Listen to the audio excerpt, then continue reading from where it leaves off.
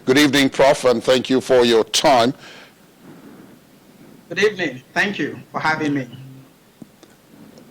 In the United States, the problem or the balance seems to be between those who want the situation to rapidly go back to normal and those who are saying that we need to be cautious with this.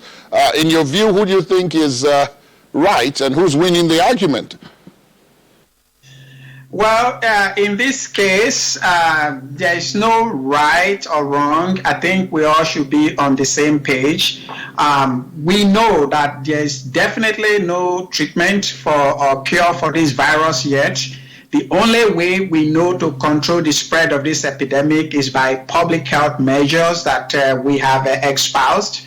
And we also balance that against the fatigue and the challenge of being locked down at home, depriving people of livelihood. So it's a very, very delicate balance. But I think at this point, sustaining life, keeping this epidemic under control probably should be the priority, and I think is the priority of majority of people here in the United States.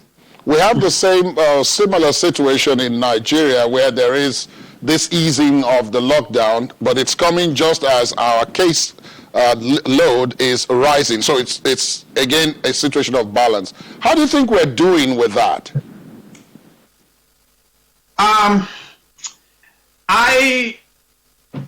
Again, like I said earlier on, there is only one approach to controlling this epidemic at this point. We don't really have any other effective measure. So the only effective measure is the public health measure. We have to do everything within our power to reduce the transmission of this infection. And we know it's transmitted by one-on-one contact with other infected individuals.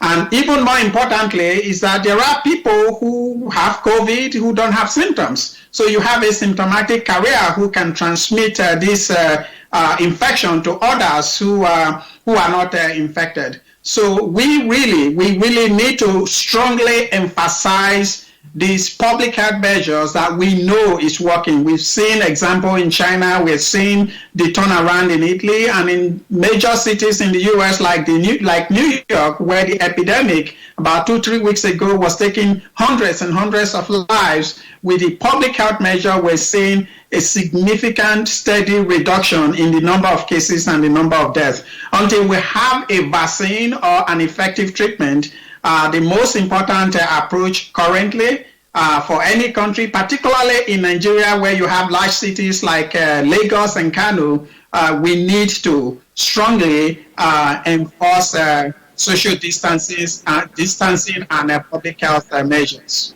Dr. Ofotoku, Professor of Medicine at Emory University in the United States, thank you for your time. We will get back to you later on for more detailed analysis. But for now, thank you so much for your time at this hour. Thank you.